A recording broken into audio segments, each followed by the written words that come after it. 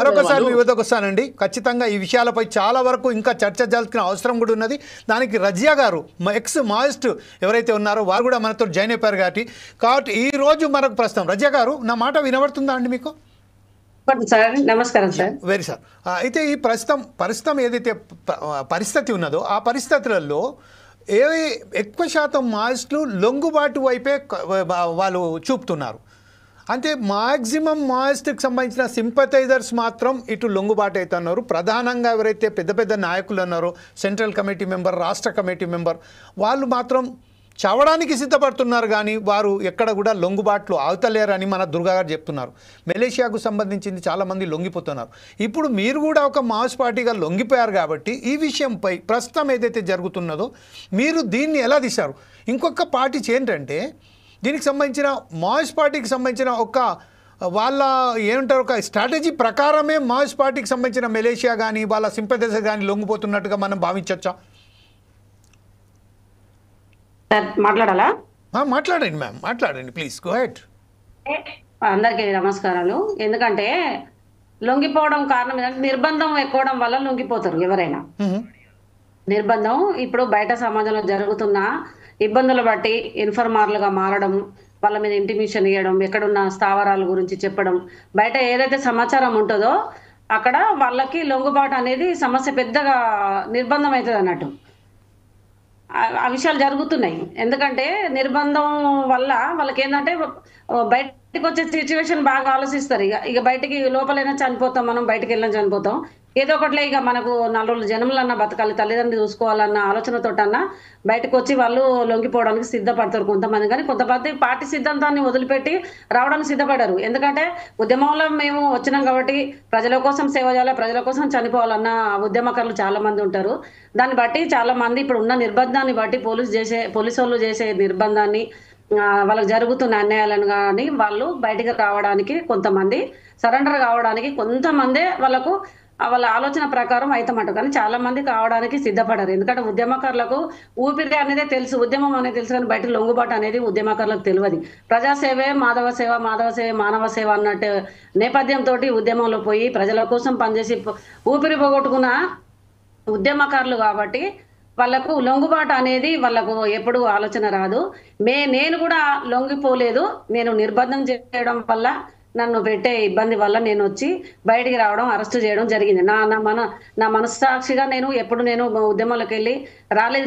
నేను ఒక ఏరియాకి వస్తే నన్ను తీసుకురావడం, కొట్టడం, టార్చర్ పెట్టడం, జైలు పంపడం, కేసులు పెట్టడం, ఇవన్నీ నిర్బంధం వల్ల నేను బయటకు రావడం జరిగింది. ఉద్యమకారులకు లొంగిపోవాలన్న ఆలోచన లేదు.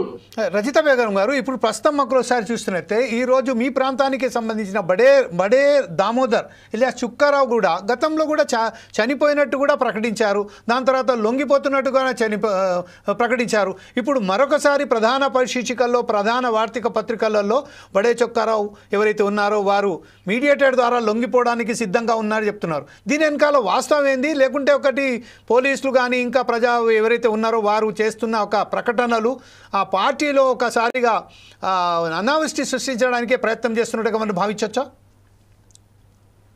ఎవరు లొంగిపోరు సార్? ఎందుకు లొంగిపోతారు సార్? ప్రజల కోసం సేవ చేసి వాళ్ళు ఎందుకు లొంగిపోతారు? కాకపోతే నిర్బంధం వాళ్ళ మీద ఉన్న నిర్బంధాన్ని బట్టి లొంగిపోతాను. కానీ పెద్ద నాయకులు ఎవరు లొంగిపోవడానికి ఎవరు సిద్ధపడలేరు. కాకపోతే ఆల్మోస్ట్ సగం మందికి రూపాయికి మరణమందం అయిపోయారు. మావోయిస్టులు ఎన్కౌంటర్ జరిగినాయి. చాలా మంది ఇప్పుడు చనిపోవడం రీసెంట్ గా 2-3 మంత్స్ నుంచి చాలా వేల మంది జనాలు చనిపోయారు. కానీ ఇప్పుడు రావడానికి ఎవరు సిద్ధపడి ఉండరు నేను అనుకుంటున్నాను. ఎందుకంటే ఉన్న వాళ్ళమైనా ప్రజల కోసం సేవ చేయాలనే ఆలోచనతోటి వాళ్ళు ఖచ్చితంగా ఉద్యమం చేస్తారని నేను అనుకుంటున్నా సార్. మేము ఒక్క విషయం మాత్రం చాలా గమనించొచ్చారు. మీరు గణేష్కు సంబంధించిన ఎప్పుడైతే మరణం జరిగిన తర్వాత గణేష్ అంత్యక్రియలకు వేలాది మంది ఒక్కసారిగా ప్రజలు వచ్చారు. ఒక్కసారిగా ప్రభుత్వం సైతం ఆశ్చర్యపరిచే విధంగా అన్ని కట్టుదిట్టమైన పోలీసులు బందోబస్తు చేసినప్పటికీ ఒక వేలాది మంది తరలిచి రావడంతో మరొకసారి ఉద్యమం పురుడు పోసుకున్నట్టుగా మనం భావించవచ్చా?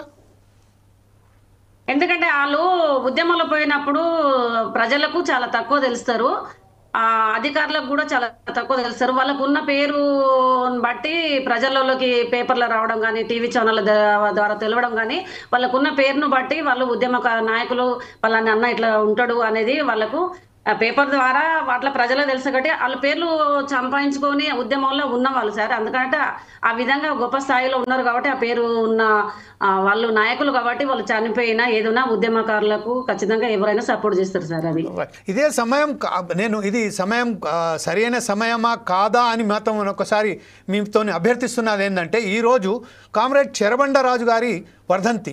ఈ సమయంలో సంబంధించింది అతను ఏదైతే ఒక పాట రాశారు అప్పుడు ఓ జమానా క్రితం, కొండలు పగిలేసినామని ఒక పాట కనుక మనకు వినిపిస్తే ప్రేక్షకులకు సంబంధించిన మాకు సంబంధించిన ఎవరైతే చాలామంది ఎవరైతే ఉన్నారో దానికి సంబంధించిన ఒకసారి ఆ పాట ఏమున్నదో దాంట్లో సారాంశం ఏమున్నదో ఒక చెప్పగలుగుతారా? ఉద్యమకారులకు పాటలు, వేలాది పాటలు, వెలకట్టలేని పాటలు. ఎందుకంటే ఉద్యమంలో పోయి నేర్చుకున్న ఉద్యమ స్ఫూర్తి ఏంటిదంటే అమ్మ నాన్నను వదిలిపెట్టి, ప్రజల్ని వదిలిపెట్టి, అన్ని సంబంధాలు వదిలిపెట్టి ఉద్యమంలో నేర్చుకున్న సిద్ధాంతం ఏంటంటే పాటలు, ప్రజలకు న్యాయం చేయడం, ప్రజలతోటి పాటలు పాడడం. అలాంటి ఆ రోజులు పోయినాయి సార్. ఇప్పుడు ఎటు చూసినా ఏది అడుగు వేద్దామన్నా పోలీస్ నిర్బంధం, ప్రజలతోటి మాట్లాడదామన్న భయం, చాలా ఇబ్బందులలో ఉన్నారు అందరూ. ఒక పాట పాడగలుగుతారా ఇప్పుడు ఈ సమయం కట్టి? ఒక పాట పాడండి మ్యామ్, తర్వాత నేను ఒకసారి మనం ఎందుకు గాలిపోతారు, ఎందుకు రాలిపోతారు మీరు, ఎందుకు గాలిపోతారు, రాలకురా నువ్వు రాలకురా, రాలకురా రలిపోకురా, రాలి బూడిదగాకురా, ఎందుకు గాలిపోతారు మీరు, ఎందుకు రాలిపోతారు, రాలకురా నువ్వు రాలకురా, రాలకురా రలిపోకురా, రాలి బూడిదగాకురా. నీకు విద్య చెప్పే పంతులున్నారు, నీకు బుద్ధులు చెప్పే తల్లిదండ్రి ఉన్నారు, నువ్వు యుద్ధం చేసి గెలుస్తానంటే అందుగా నీకు తోడుగా ఉన్నారు, నువ్వు యుద్ధం చేసి గెలుస్తానంటే ప్రజలు నీకు తోడుగా ఉన్నారు, ఎందుకు రాలిపోతారు మీరు, ఎందుకు గాలిపోతారు, కాలకురా నువ్వు రాలకురా, కాలకురా కలిపోకురా, కాలి బూడిదగాకురా, రాలకురా రలిపోకురా, రాలి బూడిదగాకురా. మరొకసారి మీ వద్దకు వస్తాను. అప్పటిదాకా మనం ఒకసారి వెంకటేశ్వరరావు